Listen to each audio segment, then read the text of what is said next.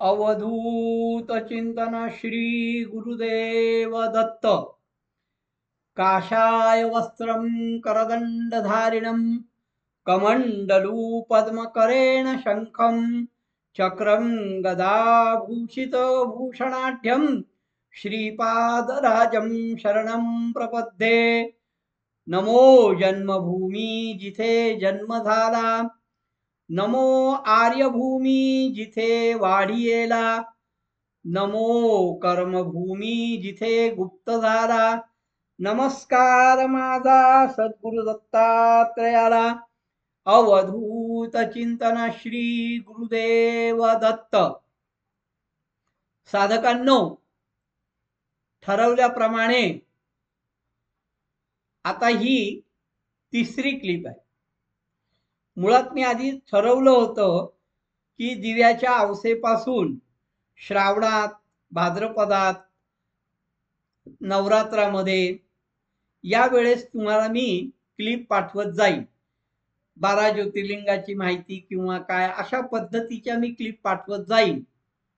पण मध्येच ही क्लिप करायचं कारण आत्ता जी मी दुसरी क्लिप पाठवली, नर्मदा परिक्रमा पार्श्वभूमी, ते ऐकल्यानंतर काही जणांनी आपल्या प्रतिक्रिया दिल्या आणि त्या प्रतिक्रिया मला फोनद्वारे, व्हॉट्सअप मेसेजद्वारे मला त्यांनी असं कळवलं की काका, नर्मदा परिक्रमा पार्श्वभूमी या विषयावर तुम्ही अजून बोलावं।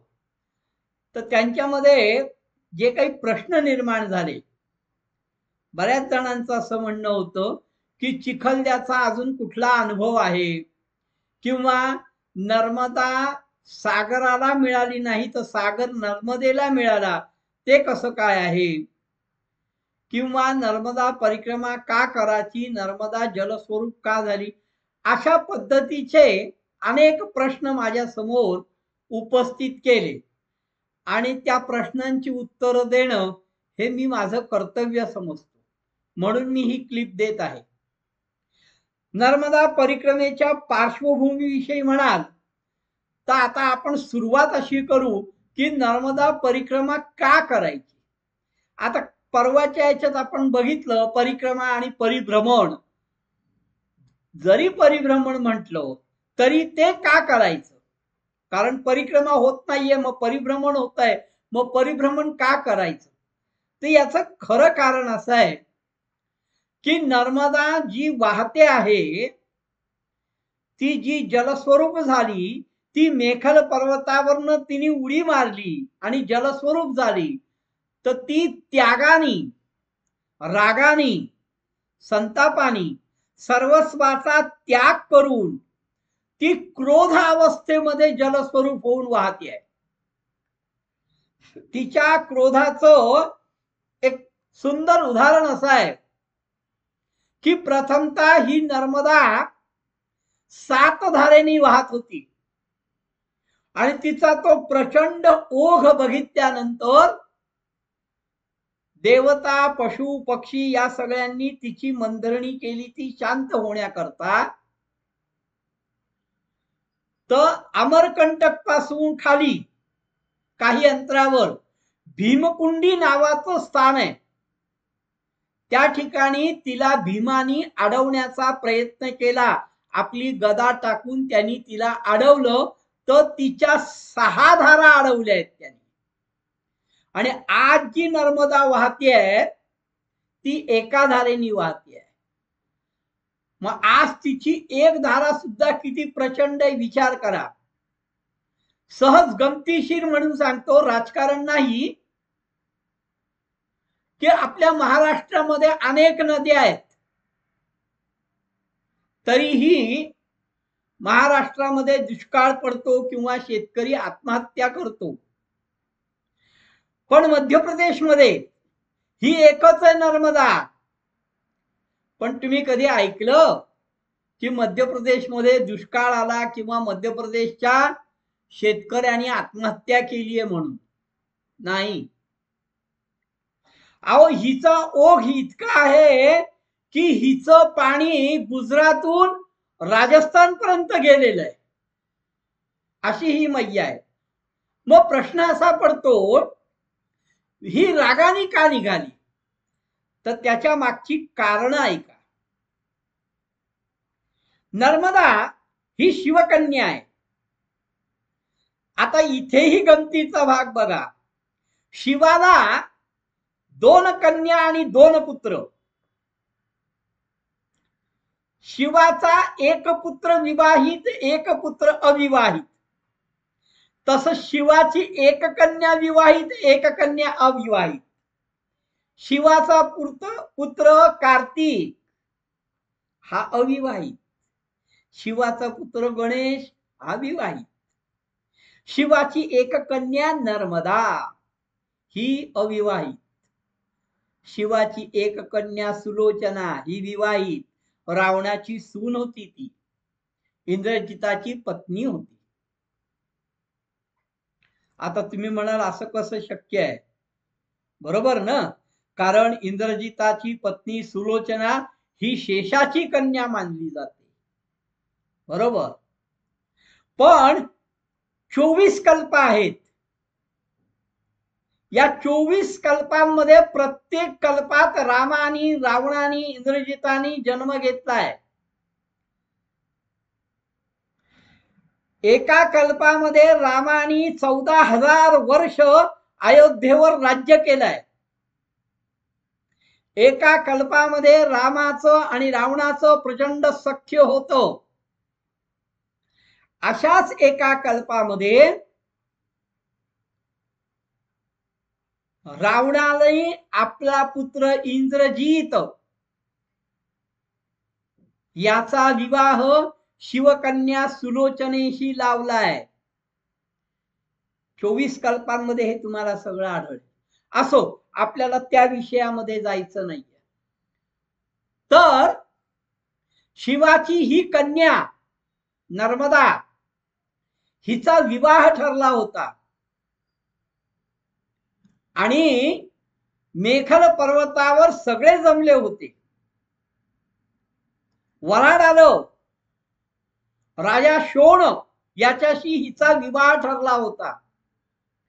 पूर्वी नवरा नवरी एकमेकांना आधी बघत नव्हते. विवाह झाल्याशिवाय मुख बघितलं जात नव्हतं. पण नर्मदेला इच्छा झाली की शोण कसा दिसतो, शोण कसा असेल हे तिला जाणून घ्यायची इच्छा झाली.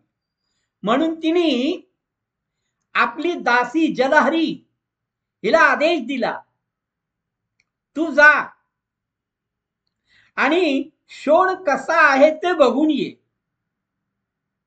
तेव्हा जलहरी म्हणते, मी दासी आहे, माझ्याकडे उंची वस्त्र नाहीत, दागिने नाहीत, तर मी कशी जाऊ?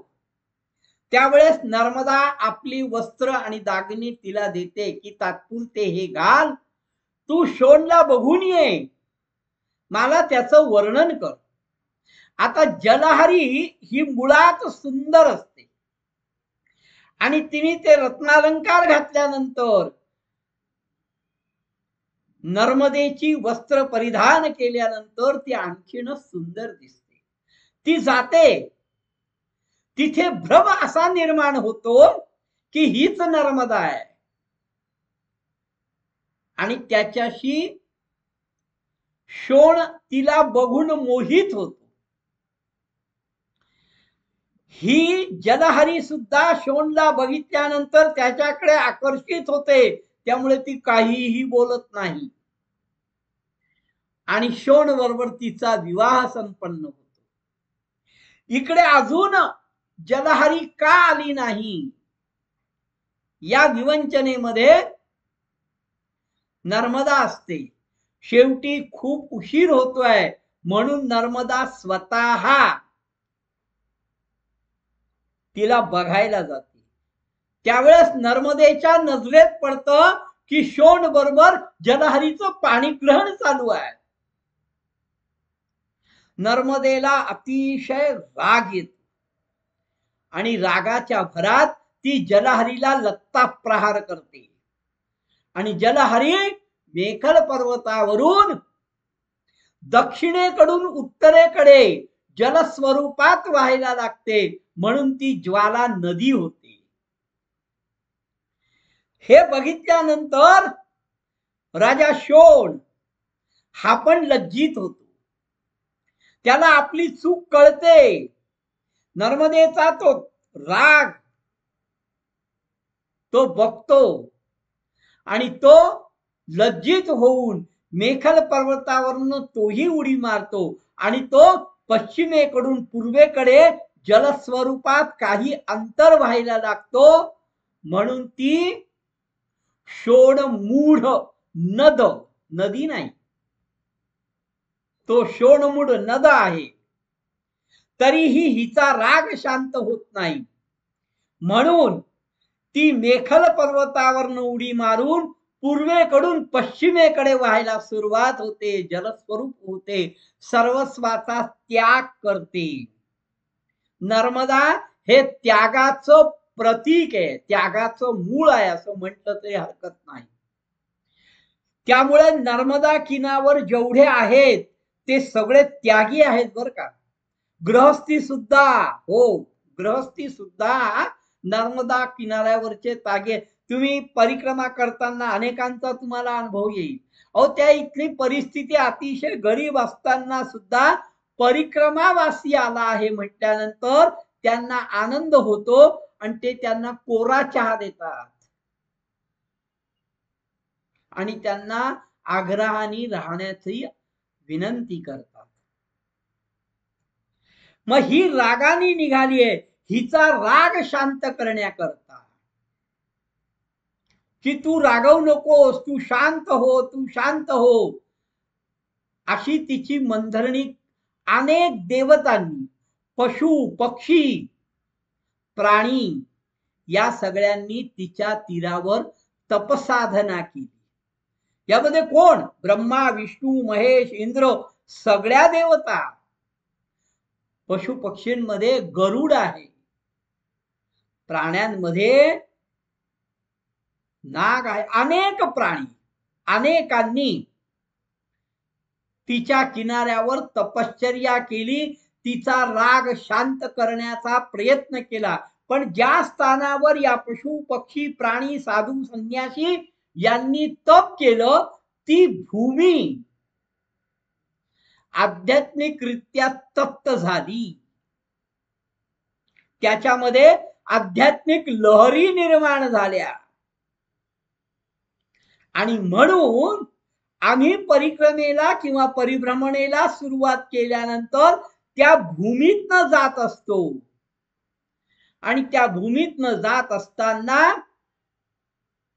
आम्ही जर काही साधना केली, आम्ही जर काही तप केलं तर त्या आमच्या तपामुळे त्या भूमीतल्या आध्यात्मिक लहरी आमच्याकडे खेचल्या जातील. मग त्या खेचल्या जाण्याकरता आम्हाला साधना करायची आहे, पण कशा पद्धतीने? तर तिच्या तत्वानुसार. तिचं तत्व काय? त्याग वृत्ती. तुम्हाला एक मजेशीर आणखीन एक सांगतो. प्रत्येक नदीचं एक तत्व आहे. तुम्ही प्रत्येक नदीच्या किनाऱ्यावर जा, ते तुम्हाला प्रकर्षाने जाणवेल. तुम्ही गंगा किंवा गोदा किनारी गेलात तर तुम्हाला विद्वत्ता दिसेल. बघा तुम्ही गंगा किनारा बघा, गोदा किनारा बघा, एकापेक्षा एक विद्वान त्या ठिकाणी तुम्हाला बघायला मिळतील. तुम्ही यमुना किनारी आलात तर तुम्हाला प्रचंड भक्ती बघायला मिळेल. प्रचंड भक्तिरस यमुना तीरी आहे. तुम्ही ताप्ती किनारी गेलात तर तुम्हाला समृद्धी बघायला मिळेल. तुम्ही कावेरी किनारी गेलात तुम्हाला ज्ञान बघायला मिळेल. कावेरी किनाऱ्यावर अनेक ज्ञानी सत्पुरुष होऊन गेले. दुसरीकडे झाले नाहीत असं नाही, पण कावेरी किनाऱ्याकडे ज्ञान आहे. गंगा गोदावरीच्या तटावर तुम्हाला विद्वत्ता बघायला मिळेल, ताप्ती किनारी तुम्हाला समृद्धी बघायला मिळेल. तुम्ही सिंधू किनारी गेलात, आता सिंधू किनारी जाणं सध्या शक्य नाही आहे, कारण सिंधू ही पाकिस्तानात आहे, पण त्याचा काही भाग लडाखला थोडाफार आहे. पण त्या सिंधू किनारी जर तुम्ही गेलात तर तुम्हाला क्रौर्य बघायला मिळेल, क्रूरता आहे, प्रचंड क्रूरता आहे.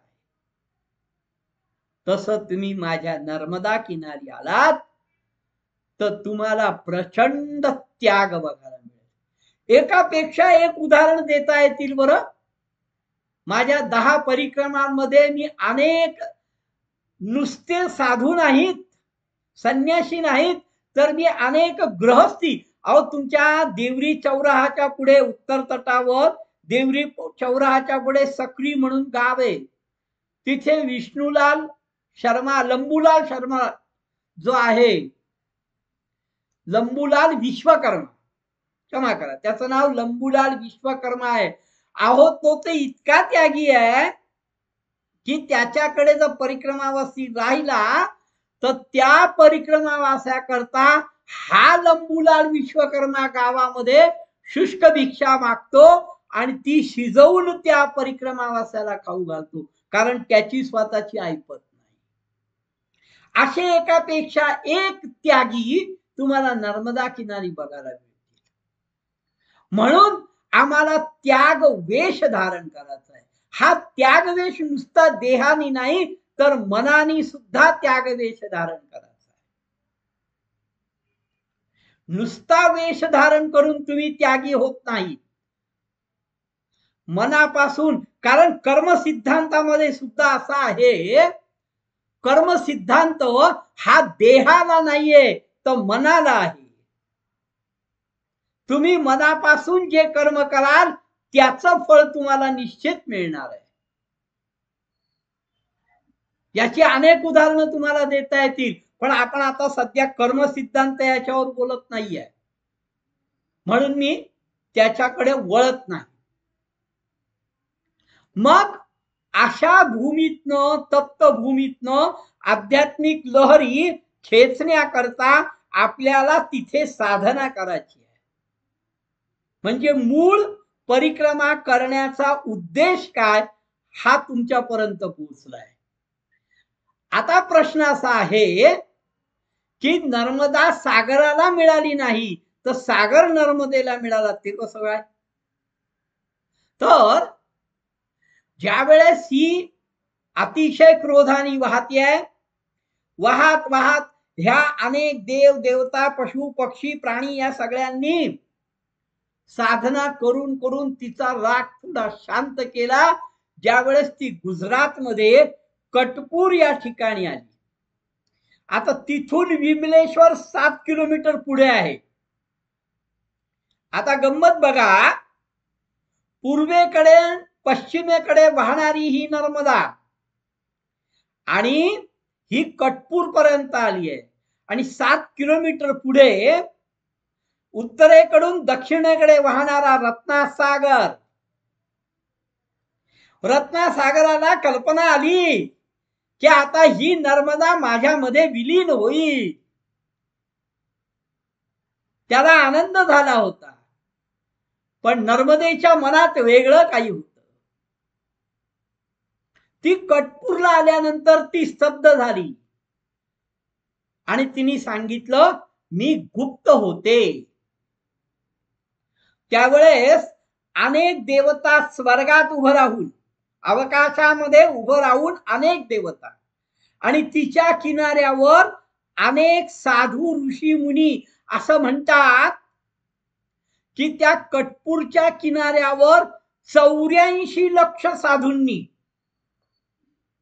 म्हणजे उल्लेख करताना असा स्पष्ट उल्लेख आहे की त्या प्रत्येक साधूचं जर कमंडलू फक्त ठेवलं तर कमंडलू ठेवायला सुद्धा जागा नव्हती, एवढे साधू तिथे उपस्थित होते. प्रत्येक साधूचं नुसतं कमंडलू तिथे ठेवलं तर कमंडलू ठेवायला सुद्धा जागा नव्हती, तर ते कसे उभे राहिले असते. पण या सगळ्यांनी तिची विनंती केली की तू गुप्त होऊ नकोस. तू सागराला जाऊन मिळ, सागरामध्ये विलीन हो. त्यावेळेस ती म्हणते नाही,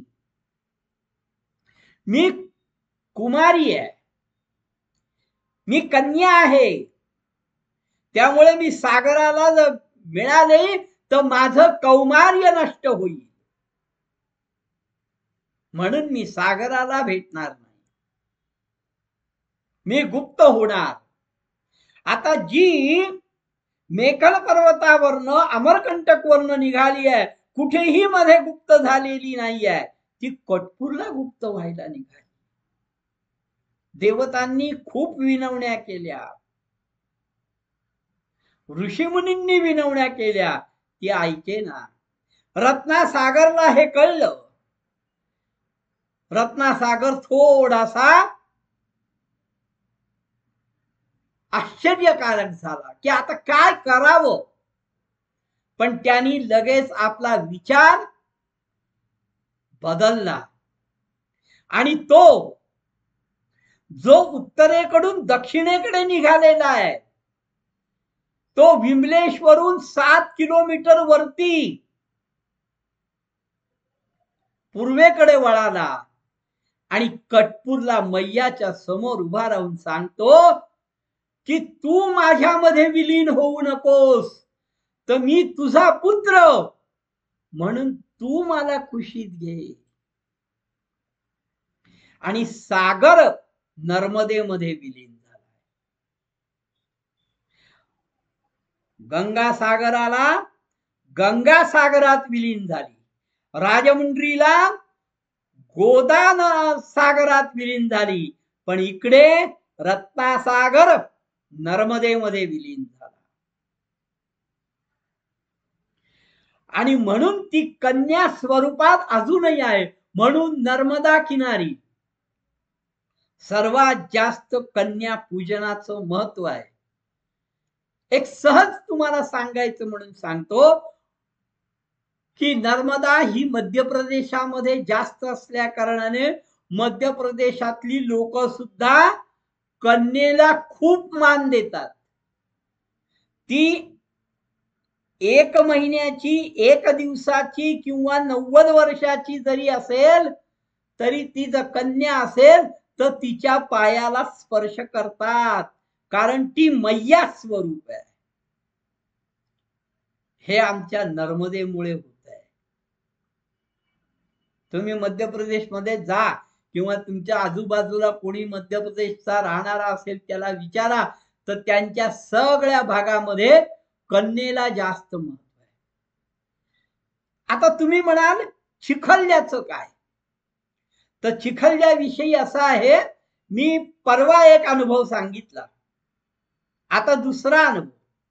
वासुदेवानंद सरस्वती चिखलद्यामध्ये असताना दिवाळी आली आणि भगवान दत्तात्रय वासुदेवांशी वार्तालाप करत होते, त्यांच्याशी बोलत होते. दत्तानी वासुदेवानंदांना सांगितलं, मला अभ्यंग स्नान करायची इच्छा आहे. वासुदेवानंद सरस्वतींनी त्यांना सांगितलं, अभ्यंग स्नानाला तेल, उठणं, सुगंधित अत्तर हे सगळं माझ्याकडे नाही, कारण मी संन्यासी आहे. मी कनक कांचन कांता याला स्पर्शही करू शकत नाही, मी कोणाकडनं काही स्वीकारतही नाही, त्यामुळे ते शक्य नाही. नेहमीप्रमाणे नर्मदा जलाने स्नान करायचं असेल तर करा, नाहीतर राहू द्या. दत्ताला राग आला, दत्त रुसून बसले. वासुदेव म्हणे तुमची इच्छा. नेहमीप्रमाणे वासुदेवानंद सरस्वती माध्यान्ह काळी भिक्षेकरता बाहेर पडले. ते भिक्षा घेऊन येत असताना नर्मदा किनाऱ्यावरनं एक म्हातारी खूप जोरात पळत आली. वासुदेवानंदांनी विचारलं क्या हुआ, तेव्हा ती म्हातारी म्हणते, किनारे में एक बालक रो रहा है, बहुत जोर जोर से रो रहा है, पता नहीं चल रहा है. वासुदेवानंदांनी ताडलं की नक्की काय घडलं असेल. त्यांनी आपली झोळी तिथेच ठेवली आणि ते तात्काळ नर्मदेकडे धावत सुटले. आता महाराज जी धावतायत म्हणजे काहीतरी घडलंय असं समजून त्यांच्या मागे गावातली लोकही धावत सुटले. आता वासुदेवानंद सरस्वती यांचा वेग वायू वेग होता हो. ते तात्काळ नर्मदा किनारी आले. एका झाडाखाली दत्त रडत बसले होते. वासुदेवानंद तिथे गेल्यावर काय चाललंय म्हणे, हे काय आरंभलंय तुम्ही, लोक काय म्हणतील असं म्हणून त्यांची समजूत काढण्याकरता त्यांना आपल्या मांडीवर घेतलं. तोपर्यंत गावकरी धावत आले. बर गावकऱ्यांना तिथे कुठे बाळ दिसेना. म्हातारी तर म्हणतीये बाळ रडताय, बाळ दिसेना. त्यांनी वासुदेवानंदांना विचारलं, महाराज जी क्या बात है, क्या हुआ? तेव्हा वासुदेवानंद म्हणतात, दत्त महाराज की इच्छा है, आज दिवाली है और दीपावली के दिन उनको अभ्यंग स्नान करना है, लेकिन मैं सन्यासी हूं, मेरे पास कुछ भी नहीं है. तेव्हा गावकरी म्हणतात, महाराज जी आप शांति रहो, हम सब देख लेंगे. पूर्ण चिखलदया गावानी त्या ठिकाणी नर्मदेच्या किनाऱ्यावरच सद्गुरु दत्तात्रयांना अभ्यंग स्नान घातलं आणि त्यांना पालखीत बसवलं आणि ती पालखी वर आणली.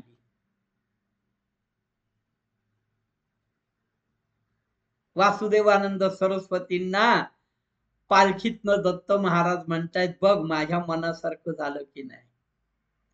माझी इच्छा अभ्यंग स्नानाची होती, ती मी पूर्ण करून घेतली की नाही. अशी घटना चिखलदयाला झाली आहे.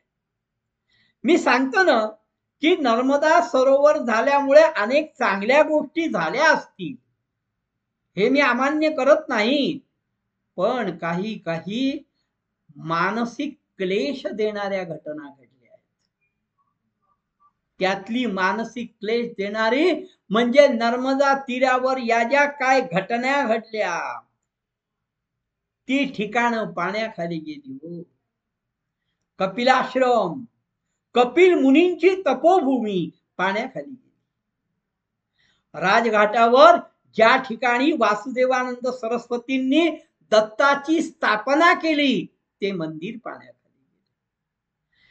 चिखलदा ज्या ठिकाणी अशा 2 ते 3 घटना घडल्या, ते पाण्याखाली गेलं. आता उद्याच्या येणाऱ्या पिढीला चिखलद्याला या घटना घडल्या आहेत, ते चिखलदा कुठून दाखवणार, हाही प्रश्न आहे. धायरेश्वर ते पाण्याखाली गेले. अशी बरीच ठिकाणं आहेत.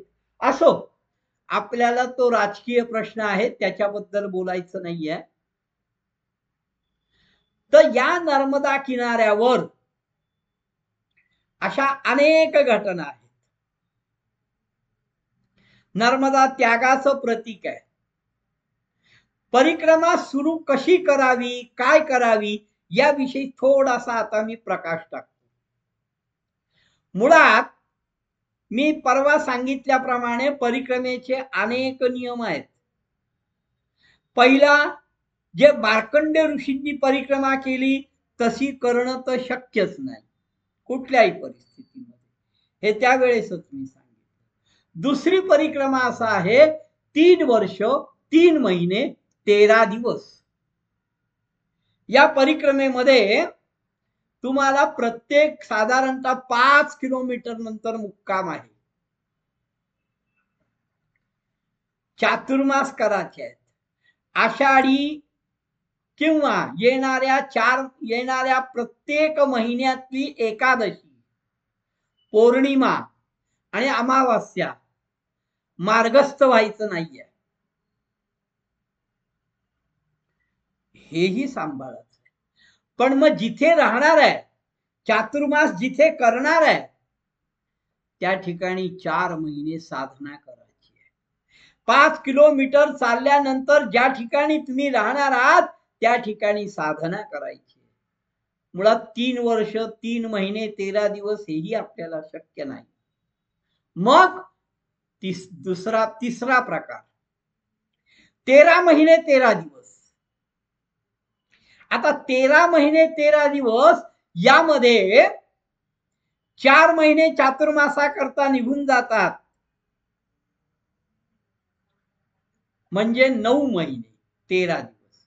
या 9 महिन्यामध्ये एकादशी, पौर्णिमा, अमावास्या चालायचं नाही, हा नियम त्याच्यातही आहे. मग 13 महिने 13 दिवसही शक्य नाही. मग आपण नेहमी करतो त्या पद्धतीचे परिभ्रमण कम परिक्रमा, त्यामध्ये सूर्योदय ते सूर्यास्त फक्त चालायचं.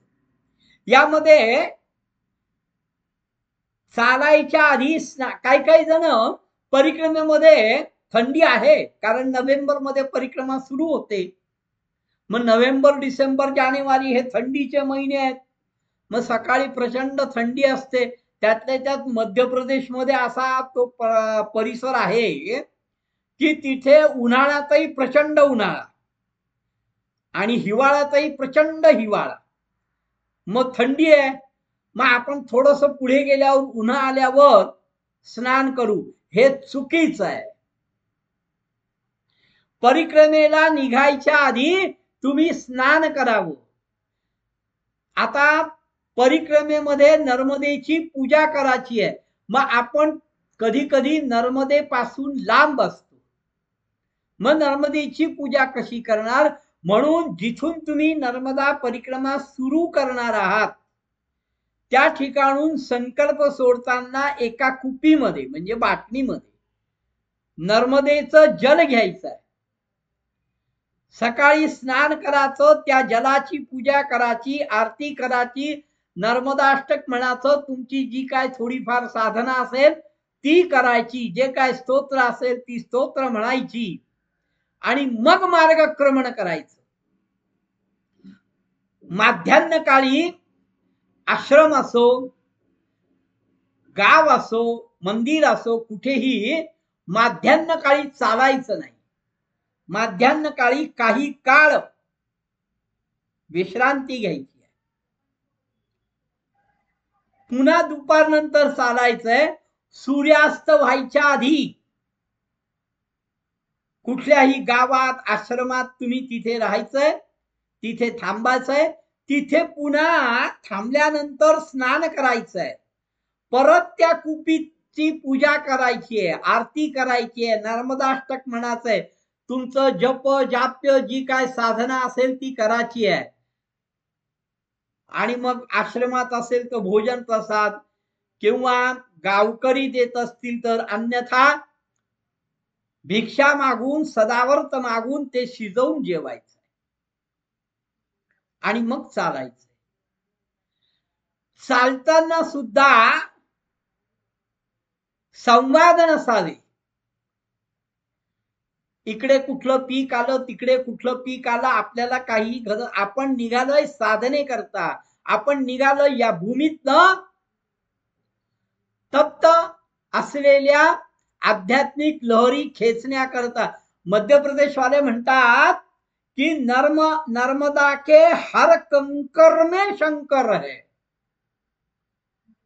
बघा, नर्मदा के हर कंकर में शंकर है. मग त्याच्यावरून तुम्ही चालतायत. मग त्यांच्यातली जी आध्यात्मिक लहरी आहेत त्या खेचायच्या आहेत. म्हणून सदोदित आपला जप चालला पाहिजे. अहो येता जाता उठत बसता कार्य करिता सदा देता घेता वदनी वदता ग्रास गिळिता घरीदारी शय्ये रतिसुखाचे अवसरी समस्तांची लज्जा तेजुनी ईश्वर चिंतन करी. हे खरं साधनेचं मूळ आहे असं म्हटलं तर वावगं ठरू नये. अशा पद्धतीने तुम्ही हे सगळं करायचंय. आणि तरच तुम्ही खऱ्या अर्थाने परिभ्रमण किंवा परिक्रमा करू शकाल. मला असं वाटतं याच्यावर बोलण्यासारखं अजून भरपूर काही आहे, पण मी याच्यावर आता इथेच थांबतो. कारण कार्तिक पौर्णिमेनंतर तुम्हाला मी पूर्ण नर्मदा परिक्रमा सांगणार आहे. कारण मी प्रत्यक्ष तिथे असेन, काय काय होतंय ते तुम्हाला सांगेन. त्यामुळे नर्मदा परिक्रमेची पार्श्वभूमी या अनुषंगाने हा दुसरी क्लिप मी इथेच संपवतो. अवधूत चिंतन श्री गुरुदेव दत्त. नर्मदा माता की जय. नर्मदे हर, नर्मदे हर हर, नर्मदे हर हर हर.